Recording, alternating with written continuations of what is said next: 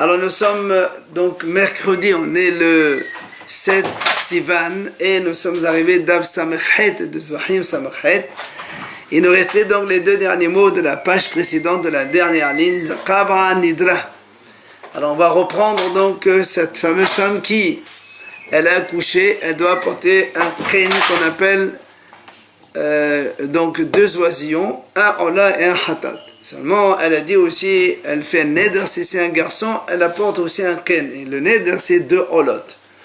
Donc au total, elle doit porter 4 oiseaux, donc 2 couples, qu'on appelle ça 2 kenim, donc 2 olot et un ola plus hatat. Ça fait au total 3 hatat plus 3 ola et un hatat. Nous savons que les ola, ça se fait en haut du mesber, et le hatat se fait en bas. Seulement le Kohen, il s'est trompé. Il a mis les 2 en haut et 2 en bas. Alors, qu'est-ce qu'elle doit faire, cette femme? Alors, dans Kenim, là-bas, on a dit, dans le premier cas où elle n'a rien dit, si les 4 premiers qu'elle a dit, c'est tous les mêmes, c'est-à-dire des tourim, alors, comme il y en a un qui était en bas alors qu'il devait être en haut, elle apporte un supplémentaire, on le met en haut. Oh là, c'est terminé.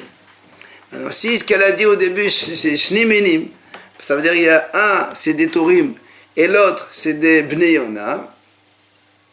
Alors, qu'est-ce qu'elle fait dans ce cas-là? Elle doit apporter 2 qui sont un Tor et un Bnei Yona, ou l'un ou l'autre, elle le fait en haut. Ça fait qu'elle amène 2 en plus. Alors, ça, c'était le cas le plus simple. Hier, on a parlé donc Pirsha Nidra.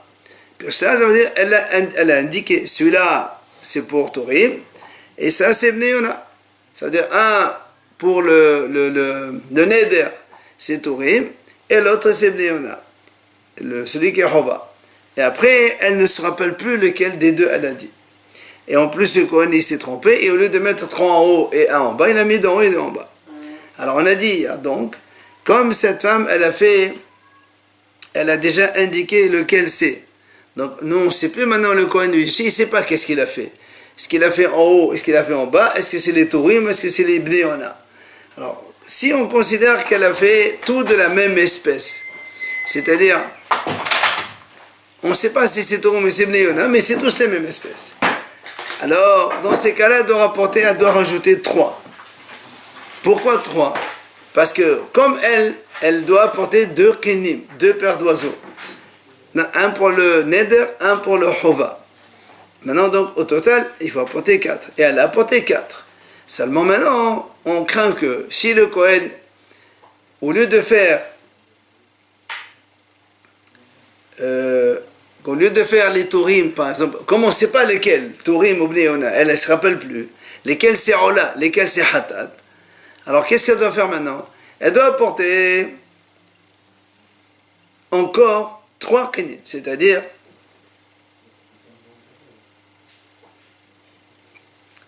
comme elle ne se rappelle pas.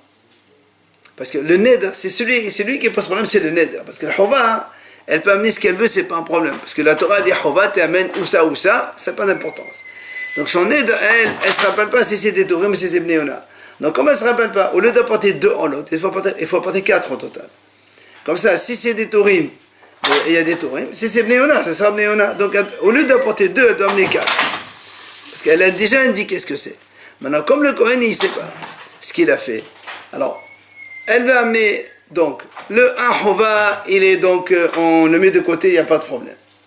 Maintenant, le deuxième, le Kohen, il a fait, c'est le neder, mais c'est celui-là où il s'est trompé. Au lieu de faire les 2 olot en haut, il a fait 1 en bas. Puisque nous, on a dit, au lieu de faire 3 olot en haut et 1 hatat en bas, il a fait 2 en haut et 2 en bas. Donc, il y en a un qui est perdu. Mais comme on ne sait pas lequel qui est perdu, est-ce que c'est le Tor ou c'est le Bnei Yona? C'est pour ça que cette femme-là doit apporter 3 supplémentaires, c'est-à-dire un qui est donc en fait, tout dépend, parce que nous on ne sait pas ce qu'elle a dit. Alors, si on dit que son vœu c'était 2 tourim, d'accord, elle doit apporter, donc un des 2 il est faux, puisqu'il a été mal fait, un Tor en plus 2 Bnei Yona, peut-être que c'est pas vrai, c'est pas des tourim, c'est des Bnei Yona. Donc elle doit apporter 3 déjà. Maintenant, si on dit le contraire, si ce qu'elle a dit c'est des Bnei Yona, Et donc le Kohen il s'est trompé là aussi, il a amené un en haut au lieu de le mettre en bas.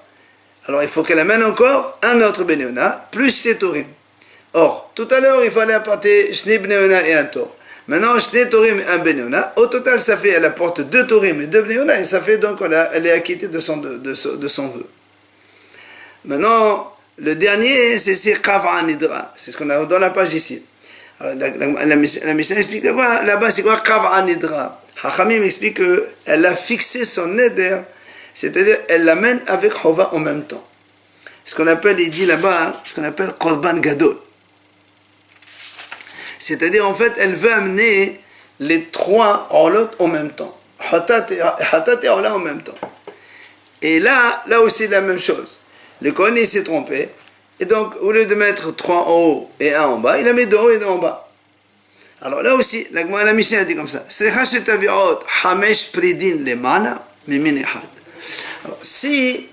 elle a dit, on est dans la première ligne, ok? Si elle a dit minehad, c'est-à-dire donc elle a dit tous, par exemple, des tourim. Elle a fixé, elle, donc le korban, tous, donc des tourim. C'est-à-dire 2 tor. On va voir tout à l'heure, on va expliquer ce que c'est tor, ce que c'est Benyona. Et donc, si maintenant ils sont tous les mêmes, alors elle doit apporter, comme elle ne se rappelle plus lesquels des 2, elle doit apporter donc, parce qu'il y a un korban qui est Ola, elle a dit que c'est tourim. Maintenant, elle ne se rappelle plus ce qu'elle a dit. Est-ce que c'est Torim ou est-ce que c'est Benona? Mais les deux, ils sont identiques, les 2 oisillons. Parce que normalement un Tor et un Benona. Et là, elle a dit, non, j'étais Torim, ou bien j'étais Benona. Elle ne se rappelle plus. Alors, qu'est-ce qu'elle fait dans ces cas-là? Il faut qu'elle apporte j'étais Torim ou j'étais Benona. Parce que comme elle les a fixés avec le Hatat, il faut qu'elle les amène avec le Korban Hatat. Alors, elle porte un couple de Torim, ça veut dire 2, plus un couple de Benona, ça veut dire 2. Ça, c'est pour s'acquitter de son neder.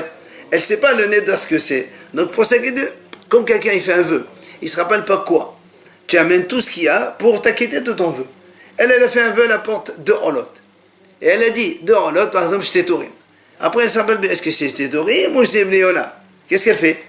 Elle apporte les 2. J'étais Torim, mais j'étais Benona, comme ça, tu acquittes ton vœu. Donc là, déjà, elle apporte 4 oiseaux. C'est ça. Maintenant, comme un des 2, il a été fait en bas, alors que normalement il devait être fait en haut. D'accord? Puisqu'il y a 3, le neder c'est 2 holot, et le hova c'est Ola plus hatat. On a dit 3 holot et un hatat, 3 en haut et 1 en bas. Et le Kohen s'est trompé, il a fait 1 d'en haut, il a mis en bas, il a mis 2 en haut et 2 en bas. Donc il y en a un encore qui est pas bon. Alors elle apporte un autre pour réparer cette faute-là. Donc au total elle apporte 5. En plus. Donc elle a apporté déjà 4, maintenant elle apporte encore 5. Je vais qu'on amène 4, maintenant c'est 3, 9. Ah, exactement, on va voir encore pire. Maintenant, attends, si maintenant Shnimenim, si quand elle a dit le vœu qu'elle a fait, c'est Shnimenim, c'est-à-dire Tor et Benona. Alors là aussi c'est pareil. Comme on ne sait pas, qu'est-ce qu'elle va faire? Elle apporte un Ken, les 2 Shnetorim. Un autre, les 2 Shnebneona. Ça fait déjà 4 comme tout à l'heure. Maintenant pour la Hova, comme elle a dit, il faut qu'il soit collé à l'autre avec Korban Hatat. Et donc celui qui a été mal fait, aussi on a un Safek. Est-ce que c'est le Tor ou c'est le Benona? Donc elle doit apporter encore un autre Tor, plus un Benona. Donc au total, ça va faire qu'elle va amener 6. C'est ce qu'il dit ici. Ça c'est quand c'est la même espèce qu'on a dit d'apporter, elle apporte 5. 5 pourquoi? Parce que les 2 Tourim et les 2 Benona, c'est comme le Neder, qu'elle ne sait pas ce que c'est. Donc pour s'acquitter, elle apporte 2 de chaque. Et celui qui a été fait en bas, donc c'est obligatoirement un Tor, par exemple, ou un Benona. Donc elle ramène un 5e. Maintenant, on vient de voir maintenant. Quand elle a fait un Tor et un Benona, comme donc on ne sait pas le Safek sur le Neder, elle apporte 4 de toute façon. Et pour le Hova, il faut qu'elle apporte encore un autre Tor et un autre Benona, en tout à vie Shesh. Maintenant, le dernier cas, Netanata la Kohen. Elle a dit, voilà, je fais un Neder, Ola, plus le Hova, et elle a fixé, comme on l'a dit tout à l'heure, elle a expliqué. Maintenant, ce qui se passe, c'est quoi? C'est qu'elle a donné au Kohen, elle ne se rappelle plus ce qu'elle a donné. Est-ce qu'elle a donné Ola, Tor, Benona? Elle ne sait pas. Et Halar Kohen ve'asa ve'nodea ma'asa. Maintenant, le Kohen, il ne sait plus ce qu'il a fait. C'est pas, tout à l'heure, jusqu'à présent, c'est qu'elle ne sait pas. Mais le Kohen dit, moi j'ai fait 2 en haut et 2 en bas. Maintenant, le Kohen, il ne sait plus rien. Il ne se rappelle pas ce qu'il a fait. Alors, qu'est-ce qu'on fait? Alors, il dit, comme la Mishnah dit, Secha, Adbara Pledin Neneda. Comment on ne sait pas ce qu'il a fait le Kohen? Donc, pour le Neder, on sait déjà qu'il faut qu'elle apporte 4 oiseaux. Donc, 2 Tor et 2 Benyona. Parce qu'elle ne sait pas ce qu'elle a dit. Et comme normalement, il faut qu'elle apporte que 2. C'est peut-être 2 Torim, peut-être 2 Benyona, peut-être 1 de chaque. Comme on ne sait pas, elle apporte 4. Comme ça, on est quitte. Maintenant, Shtaim le Chovata. Pour le Ola Chova, puisque dans le Chova, il y a Ola plus Hatat. D'accord? Et comme le Ola, elle a aussi, elle ne se rappelle pas ce qu'elle a dit Tor au Benyona. Alors, il faut l'apporter encore 2. 1 Tor à Benyona pour faire Ola. Ça fait en tout 6. Et plus le Korban Hatat. Hatat, lui, on s'en fout parce que le Chova, lui, ça n'a pas d'importance qu'est-ce qu'il peut être. Elle peut amener ce qu'elle veut, elle n'a pas dit. Donc c'est pour ça que le Hatat, elle apporte 1. Mais Ben Azai Omer, j'étais Hatat. Ben Azai dit non, même le Hatat aussi, il faut qu'elle apporte 2. Un Tor et un Benyona. Il a fait le Hatat en bas. Parce qu'on ne sait pas ce qu'elle a dit. En tout, ça fait 8. Amar Rabbi Yoshua. Donc ici, en fait, c'est pas que ça fait 8. Elle a apporté déjà 4. On lui dit, pour t'acquitter, tu vas apporter encore 8. Ça fait 12. Ça fait 12. C'est comme si elle refait tout en fait. Ah, c'est comme ça. Oui, Amar Rabbi Yoshua. Attends, elle refait tout. Hein? Mais c'est pas grave, elle refait pire. Elle refait pire. Elle double tout. Elle refait pire, c'est ça. 12 en tout. Oui, 12. Amar Rabbi Yoshua. Ça fait 8. Il a dit Rabbi Yoshua. Tout ce qu'on a vu jusqu'à présent, c'est pour cette phrase. Amar Rabbi Yoshua. C'est Rabbi Yoshua qui parle. Il a dit à propos de cette Mishnah, Zéo Sheamr, Keshu Hai, Kolo Ehad, Omed, Kolo Sheva. Rabbi Yoshua, il a donné un machal. Il a dit, quand on prend un bélier, quand il est vivant, quand il fait du bruit, il y a un son. D'accord? Un son. Mais quand il meurt, le bélier, alors il dit à Rabbi Yoshua comme ça, quand il meurt, voilà ici, on utilise ces 2 cornes pour faire des trompettes. On utilise ces 2 pattes pour faire des flûtes, l'os. On utilise sa peau pour faire tof, la peau. Comment on appelle ça?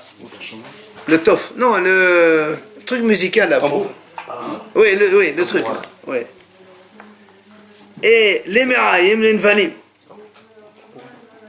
Nevel Vichinor. Non, Odo les Tov, c'est ça, Meraïm, les Nvalim, Bnim, les Kinorot. Et les intestins, on les utilise comme des cordes pour la harpe. En fait, quand il est mort, on obtient 700 différents. Hassosrot, Halilim, les Tov, les Nvalim et les Kinorot. En fait, c'est pour dire, voilà cette femme-là, au début, elle devait apporter 4. Maintenant, qu'ils sont morts les 4, on ne sait pas comment ils sont morts. Enfin, le Cohen, il les a fait, mais on ne sait pas comment. Elle se retrouve avec 12. Elle apporte 8 en plus. C'est un peu l'image. Bon, au tout et pour tout, le but, c'est tout. C'est ça, en fait. Amar Rabbi Yoshua. Alors, nous, on revient sur notre question initiale. Quand on a dit que Rabbi Yoshua a dit, un Koban Ola Ta'of, que normalement il doit se faire en haut. S'il l'a fait en bas, eh bien, ça valide le hatat. Le off, Ola, il devient hatat et ça valide, c'est bon. Et donc on a posé la question là-bas, quand on a vu, c'est ça, voilà, ici, on a posé la question, on a dit ici,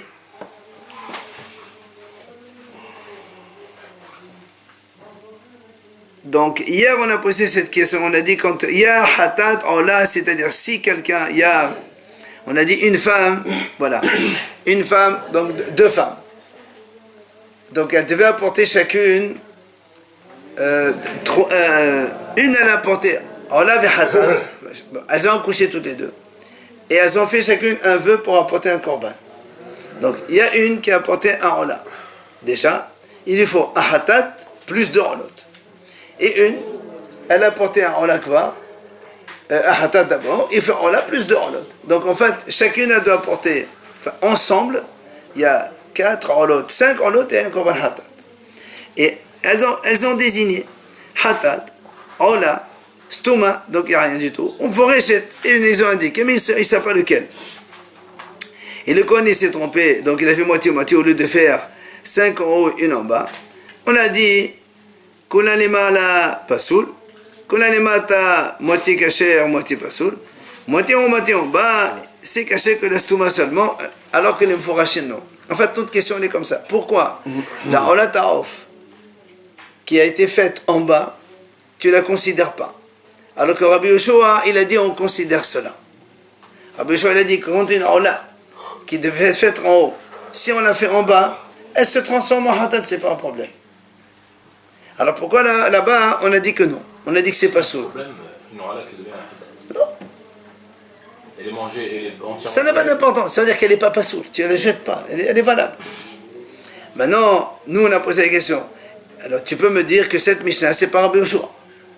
Alors on a donné toute cette Mishnah de Kenim, tous ces cas-là qu'on a cités, et là on voit Amar Rabbi Yoshua. Donc c'est Rabbi Yoshua qui parle. Donc c'est forcément Rabbi Yoshua qui parle de ça. Donc question de nouveau, comment ça se fait que là-bas dans la Mishnah, qui est l'auteur Rabbi Yoshua, tu m'as dit que Ola, qui devait être en haut, elle a été faite en bas, elle n'est pas soul. Alors c'est Rabbi Yoshua, non, c'est pas soul, c'est la question d'Agmar. Viens l'Agmar répond. Et moi, de Amar Rabbi Yoshua, là, pourquoi me dit Maïla? Les Misakle, les Hova, mais Amar. L'Agmar a dit, attends. Nous, jusqu'à présent, qu'est-ce qu'on a dit? On a dit que Rabbi Yoshua a dit que cette Ola là, qui devait être faite en haut, elle a été faite en bas. Rabbi Yoshua a dit, elle se transforme en hatat. Pour dire quoi? C'est pour dire qu'on n'est pas mo'el. Si quelqu'un l'a mangé, il n'y a pas de me'ila. Mais il n'a jamais dit que ça valide. Donc ça peut être pas soul, mais c'est quand même en me'ila. Mais c'est Mila, c'est qu'elle est. Non, ça veut dire que en me'ila dans le sens où le korban en soi, il est valable. Et donc, comme c'est comme un hatat qui est destiné au Kohanim, donc il n'y a plus d'interdiction. Alors, il n'y a pas de me'ila. Mais ça, lui, pour lui, il doit apporter quand même un autre korban. Mais c'est quelle transformation elle a marché? Non, non, pas forcément. Non, pas forcément. Toi, tu n'es pas quitté de ton korban. Le korban, il est bon, mais tu n'es pas quitté, il faut apporter un autre. Donc, ça peut très bien correspondre avec notre Mishnah. Il serait resté encore Ola ou pas soul. Non, il ne peut pas rester. Si c'est pas soul, il n'y a pas de me'ila. Il n'y a rien du tout. Mais lui, il n'a pas dit que c'est caché. Il a dit, il n'y a pas de me'ila. Hein? Et c'est pas soul. Ça ne fait pas d'un autre. Passé en shlamim. Non, il est passé en hatat de toute façon. Non, quand il est en bas. Allez, nouvelle Mishnah, Batitin. On peut les lire les parenthèses parce que dans une interaction, elles sont donc en fin de Mishnah. Kol ha-pesulin shemalcho, melekatan pesula. Tous ceux qui sont pas souls, c'est les Kohen qui a un moum ou que tous les Kohanim qui ne sont pas, donc d'accord, on est tamé, tout ça. S'ils ont fait melekat auf, d'accord, eux ils n'ont pas le droit de faire des korbanot. Ils ont fait la melecha, évidemment c'est pas soul, c'est pas valable. Maintenant, rappelons, on a dit déjà que quand quelqu'un il mange une volaille morte, cadavre, on est tamé pendant la traversée de l'aliment si on mange, d'accord? Mais si la volaille, elle est nishhata, donc il n'y a pas de touma, égorgée, comme nous.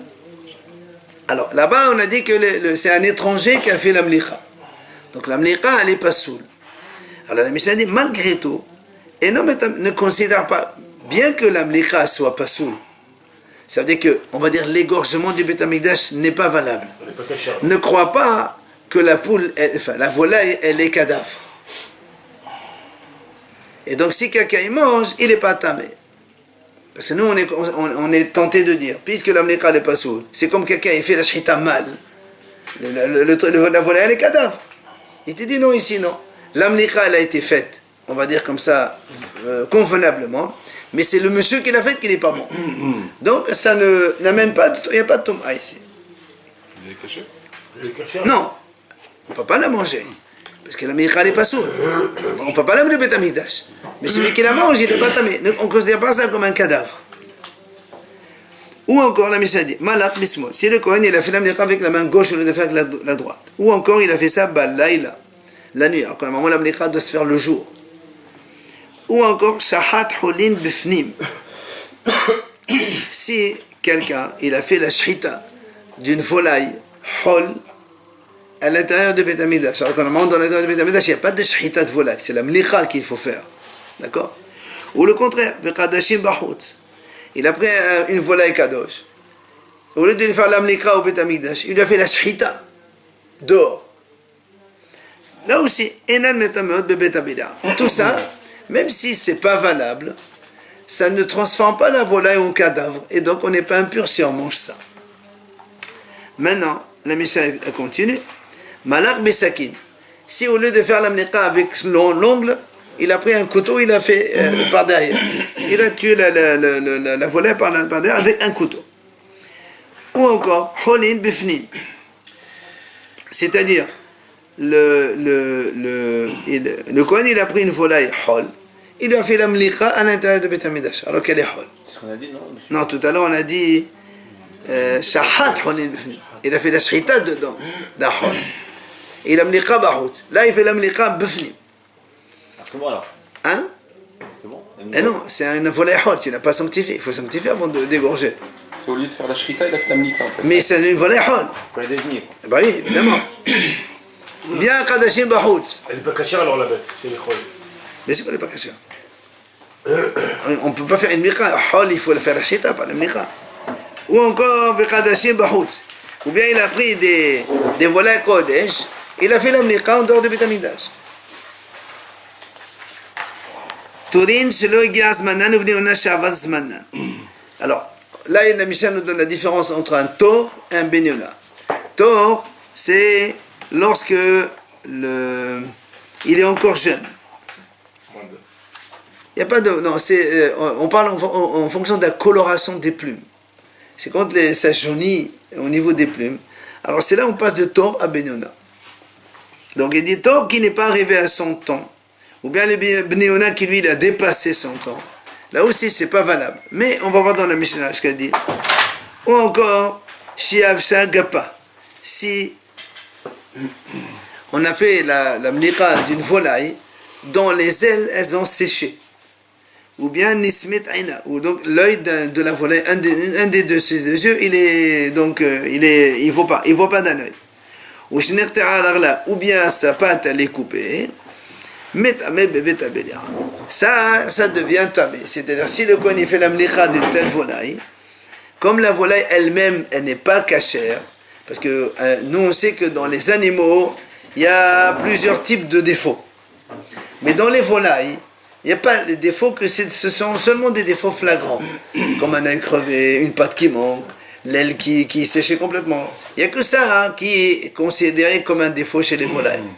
Donc si on fait la mlicha d'une telle volaille, comme la volaille elle-même elle n'est pas du tout apte, donc on considère ça comme si elle est devenue cadavre. Alors c'est quoi la différence avec ce qu'on a dit au début? La Mishnah donne un principe. Zé akelal. Kol shepesolo bakodesh eno metame bevet abila. Le haya pesolo bakodesh metame bevet abila. La Mishnah donne un principe, c'est ça. Si la volaille en entrant bet hamikdash, elle est apte. Et ce n'est qu'après on fait quelque chose qui la rend inapte. Là, il n'y a pas de tum'a. C'est-à-dire, même si la mlicha, où on fait la shhita, et qui rend la volaille inapte, vu qu'en entrant dans le Beth Amidash, la volaille elle-même, elle était apte, il n'y a pas de tum'a bevet abila. Ça veut dire que si la volaille, elle est donc morte ou shhita comme ça, si on la mange, on n'est pas tamé. Par contre, le haya pesolo bakodesh. Mais si le Pessoul n'est pas à cause du Beth Amidash, le défaut il était avant même que, dès que la volaille elle est entrée au Beth Amidash, elle était déjà avec un défaut. Comme on voit ici. Tu prends par exemple, on a dit tor chez le Egiaz Manan. Tu prends un tor qui n'est pas encore, il n'a pas l'âge requis. Tu l'amènes au Beth Amidash, déjà il a un défaut. Avant même qu'on fasse la shhita, il a un défaut. Celui-là, si tu fais la shhita ou la mlicha, qu'importe, il y a ton A, on est tamé. D'accord? Par contre, si tu prends une volaille normale et qu'au lieu de faire la mlicha, on fait la shhita, là il n'y a pas de toma, parce que la volaille elle-même elle était apte. Si on a fait les choses convenablement, elle aurait été apte. D'accord? Voilà un peu donc la différence. Et on va dire comme ça, la barrière aussi que se situe la toma bevet ablia. Quand est-ce qu'on est impur et quand est-ce qu'on est pur? Si la volaille, on entend le Beth Amidash, elle est bonne, elle est convenable, même si après il y a un problème et qu'elle la rend pas saoule, alors on n'est pas tamé. Mais si la volaille, avant même d'entrer, elle était déjà défectueuse, alors là, si on fait quoi que ce soit, on n'est pas souci, donc... De toute façon, si elle est défectueuse, on ne peut pas faire de... Ah ben voilà, justement, voilà, si on l'a fait, alors c'est pas soul. On est tamé. Il ne peut pas y avoir le fait d'être devenu Passoul à cause d'une erreur, qu'il a pris un couteau au lieu de prendre son doigt. Ça invalide, Voilà. mais ça rend pas la volaille... Même à l'extérieur. Ah non, pas à l'extérieur. Oui, à l'extérieur, même à l'extérieur, dans la mesure où, si on l'avait entrée, elle aurait été valable, la volaille, pas la Mais le fait qu'il a fait une erreur dans son travail... C'est pas grave, c'est pas grave. rendu Non, Passoul. non. Non, ça rend pas soul, encore une fois. Ouais. Si tu prends une volaille pure, elle est en bonne santé, intègre, et tu lui fais la mlika en dehors du Beth Amikdash, par exemple, donc on ne peut pas la manger, nous. Elle est taref. Mais malgré tout, ça ne rend pas tamé. C'est ça le problème, c'est qu'elle ne se rend pas tamé. Si on mange, ça ne rend pas tamé. Mais tu as mangé la même dans Kasher. Ça n'a pas on parle pas de ça, on parle de tout maintenant. Est-ce qu'on est tamé ou pas tamé? Voilà. Amara, Ravi dit comme ça. Small velaila en metamen bevetabila. Zad visakin metamen bevetabila. Ravi dit, si le Kohen il fait la mleka avec la main gauche, ou il fait ça la nuit, en metamen bevetabila. Même si le korban il n'est pas soul, il n'est pas valable, mais on n'est pas tamé si on mange la volaille.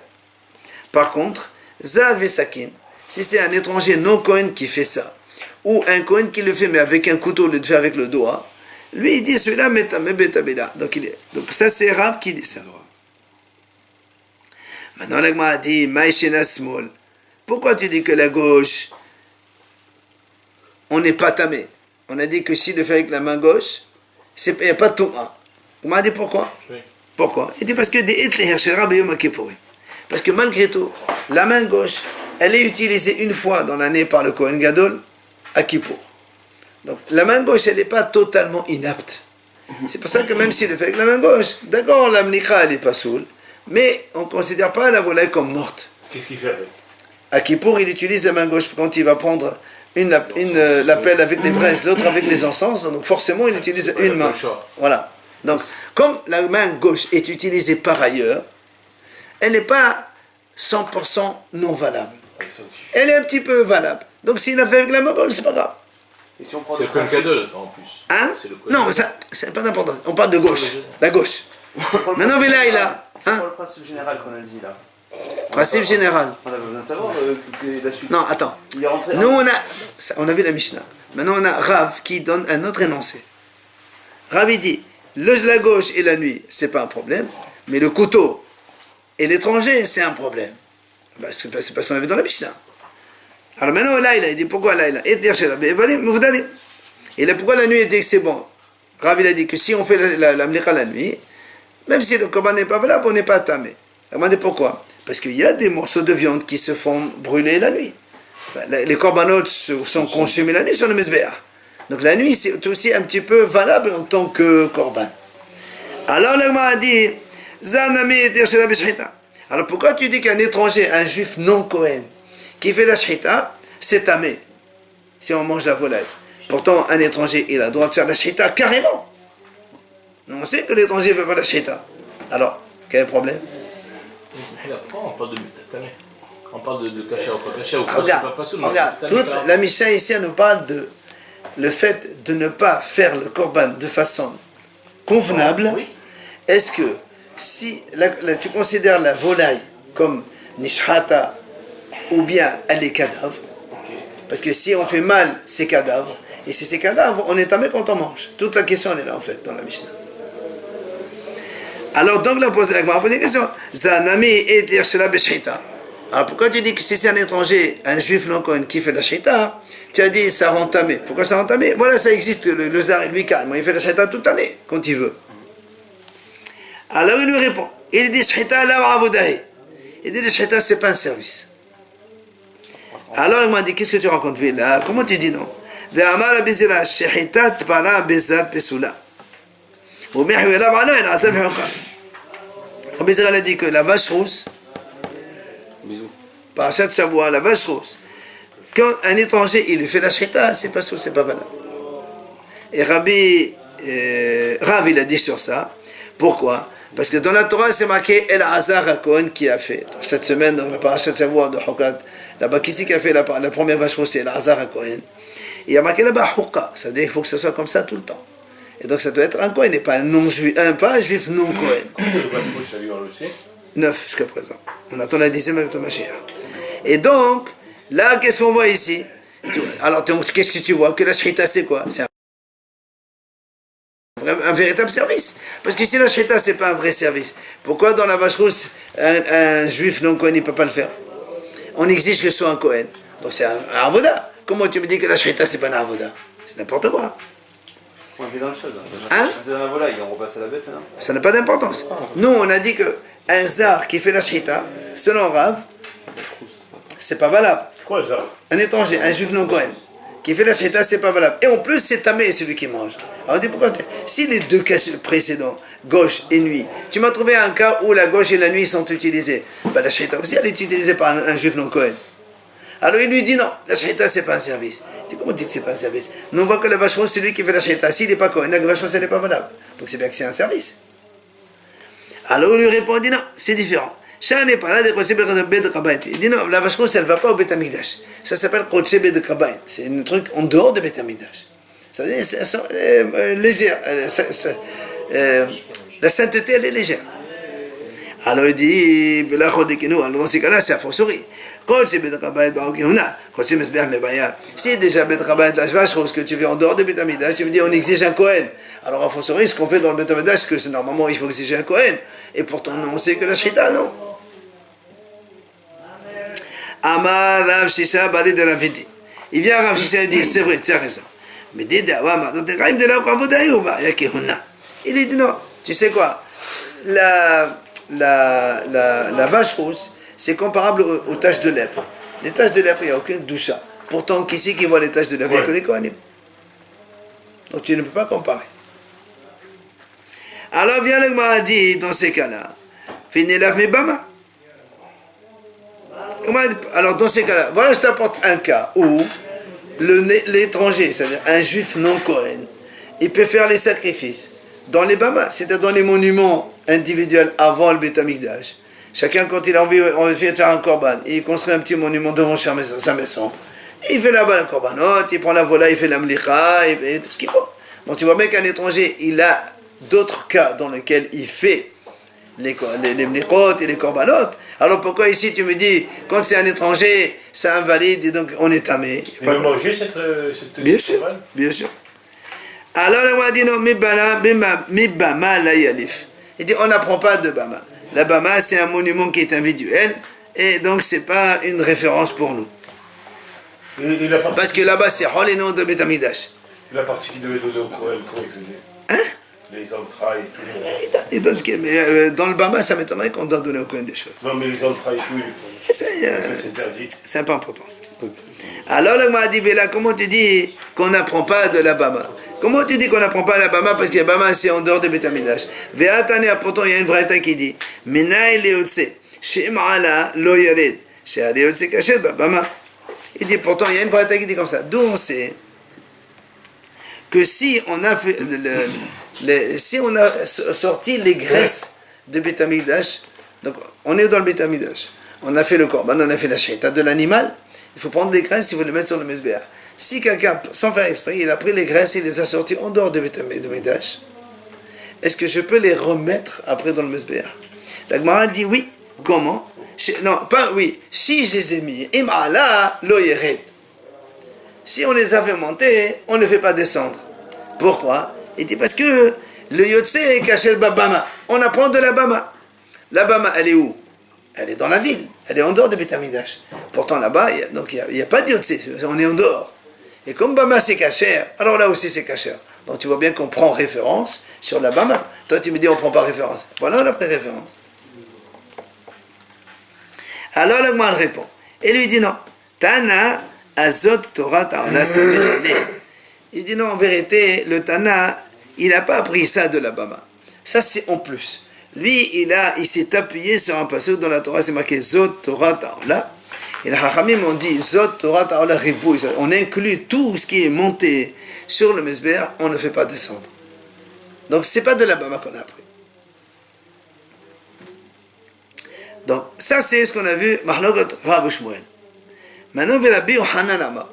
Rabbi Yohanan, il dit, Zar en metame betebela. Sakin metame betebela. Rabbi Yohanan, donc, rappelez-vous, il ne faut pas oublier.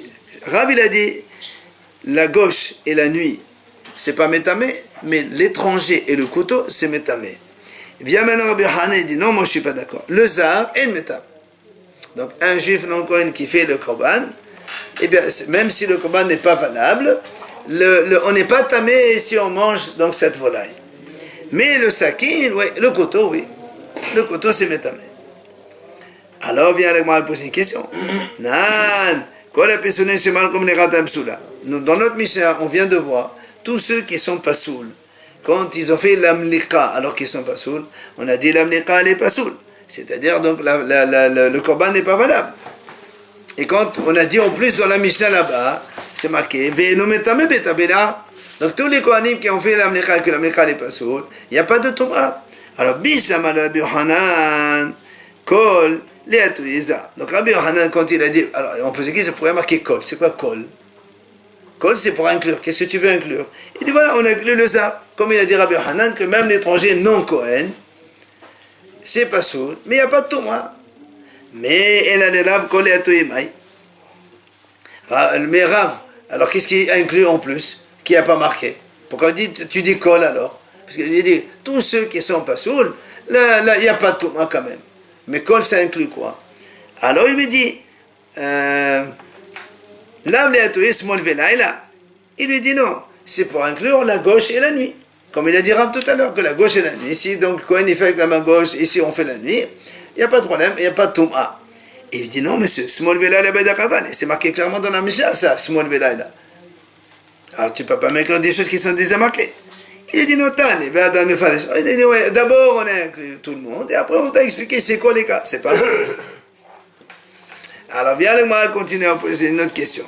Tashma Zéakelan. On a dit donc à la fin de notre Mishnah, voici la règle.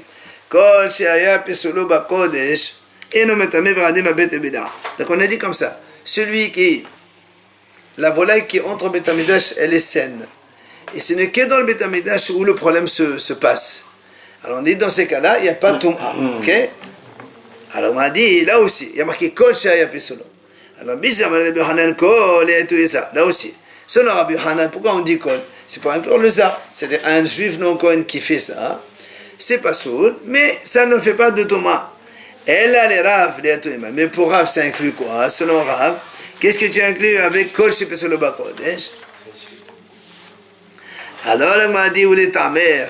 Si tu me parles comme ça, moi aussi je peux te poser la question dans l'autre sens. Il y a marqué aussi, Shelo aya pesolo bakodesh. Il y a marqué ici, Kol shelo aya pesolo bakodesh. Celui qui n'était pas pasoul dans le Beth Amikdash, il n'était pas pasoul avant même d'entrer. On a dit dans ces cas-là, il est tamé. Il y a Touma dans ces cas-là. Alors là aussi, il dit, qu'est-ce que tu veux inclure? Maï, qu'est-ce que tu inclus avec ça? Et là, l'agma dit comme ça. En vérité, Risha, donc la première partie, quand on dit celui qui était pris sur le bakodesh,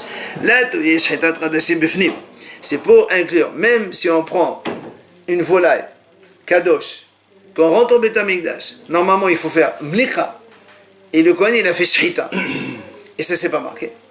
Alors c'est valable, et bien là c'est pas aussi, il lui dit ça peut inclure mlikat hulin bahuz, c'est quelqu'un qui prend une volaille cachère, valable, et au lieu de faire la shrita en dehors de Beth Amikdash, je lui fais la mliqa. Là aussi, c'est vrai que c'est pas soul, mais c'est métamé, Beth Amikdash. Et la Gemara dit, Tanya Kevate de Rabbi Yohanan. Il y a une braïta d'ailleurs qui soutient Rabbi Yohanan. C'est ce qu'il dit maintenant. Mlaka Zar. Si la mliqa, elle était faite par un étranger, donc un juif qui n'est pas Kohen, ou bien Mlaka Pasoul, ou bien c'est quelqu'un qui est Pasoul, qui a fait la mliqa, donc quelqu'un qui n'est pas valable, un Kohen qui n'est pas valable, ou bien Pigoul Notar Vetame. Tout ça, En Metame, En Abet Bedera. Donc ça soutient Rabbi Yohanan quand il a dit que le Zar, si un juif non Kohen il fait de la mliqa, il n'y a pas de Touma. Alors que Rav, lui, il a dit Zar Vesakin, il y a Touma. Et donc la Braïta, elle soutient Rabbi Yohanan. On termine. Amar Rabbi Ishaq. Shamati Ishtaim. Rabbi Ishaq dit comme ça. J'ai entendu deux choses. אחת כניסת זר ואחת מלקת זר, אחת תרד ואחת לא תרד ולא ידענה. J'ai entendu deux choses. Il a entendu la kmissa dans Minha, si on prend le soum comme ça, si elle est faite par un étranger, ou l'amlika, donc de la volaille, si elle est faite par un étranger c'est toujours un juif qui n'est pas Kohen. Donc ces deux notions j'ai entendu. Une, j'ai entendu que si on l'a fait quand même monter au Mesber, on l'a fait descendre parce que c'est pas bon. Et une, si elle est montée, on la laisse. Mais je ne sais pas laquelle des deux. Alors, Attends. Amar Hizkiya, il vient Hizkiya, il lui répond, il dit, moi je vais te répondre à quel c'est. Mistabrak, misaterid, mekaloterid. Il dit, c'est plus logique que l'akmitsa qui a été faite par un étranger, on l'a fait descendre, elle est complètement non valable. Mais l'amlika, même si elle est faite par un étranger, on peut la laisser sur le mesbeh. Pourquoi c'est mistabrak? Il dit parce que, maïchi l'amlika, dishna babama. Il dit, pourquoi l'amlika, tu m'as dit, si on l'a fait monter, on la laisse, c'est pas grave. Parce qu'elle existait aussi dans la Bama, dans le monument individuel avant le Beth Amidash. On faisait l'amlika nous-mêmes, les Bnei Israël. C'est pour ça que tu dis, c'est comparable. Il dit alors que Messanami, c'est un Bama. Il dit non, alors la Kmissa aussi ça existait. Mais Naha, ça existait dans la Bama. On faisait, quelqu'un fait ce mot de farine dans sa petite, son petit misbeh là-bas, ça marche. Alors il dit non.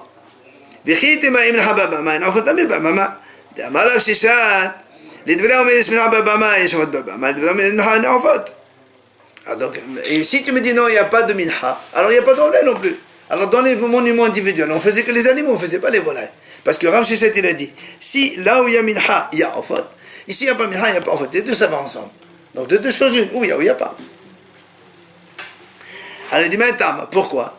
Parce qu'il y a marqué zvahim, mais le mnachot, zvahim, le ofot. La Torah dit, vizbahu zvahim shelamim. Hachamim on dit zvahim, c'est quoi zvahim? C'est les animaux. C'est pas les volailles, c'est pas les minha. Et donc là-bas, on était avant le Mishkan, donc on est en dehors du Beth Amikdash. Alors pourquoi donc la Kmissa, oui, pour toi c'est pas valable, et l'amleka, oui, elle peut rester. La Ema, in keddush bichle sharet b'minha babama. Il dit tout simplement parce que quand on fait le Korban Minha, comment il devient kadosh Korban Minha? Il faut le mettre dans le sharet. Un ustensile kadosh de Beth Amikdash. Or, dans la Bama, il n'y avait pas ça. D'accord? C'est pour ça que si on fait Kmitza, elle descend, parce qu'elle n'est pas valable du tout. Parce que pour qu'elle soit sacrée, il faut qu'elle soit dans un ustensile clé charrette. Et dans la Bama, dans le mesbeh individuel qu'on avait nous, il n'y avait pas de clé charrette. C'est pour ça que donc, ce qu'il a dit Rabbi Ishaq, Shamati, j'ai entendu, une elle descend, l'autre elle descend pas. Il lui dit non, c'est facile. Dans la volaille, il n'y a pas de différence entre le Bama et le Beth Amikdash. Il n'y a aucune différence. C'est pour ça, ce qu'on fait Bama, si tu le fais dans le Beth Amikdash, Mlika Beza, alors ça marche. Tu les laisses, si tu la fais monter, tu ne descends pas. Mais la Kmissa, c'est complètement différent. Dans le Beth Amikdash, il y a les clés charrettes. Dans la Bama, il n'y a pas que les charrettes. Donc tu ne peux pas comparer. C'est pour ça que la Kmissa, elle a été faite par un étranger dans le Beth Amikdash. Alors elle descend. Donc c'est pas du tout la même chose. et la volaille, Oui. on n'approche pas.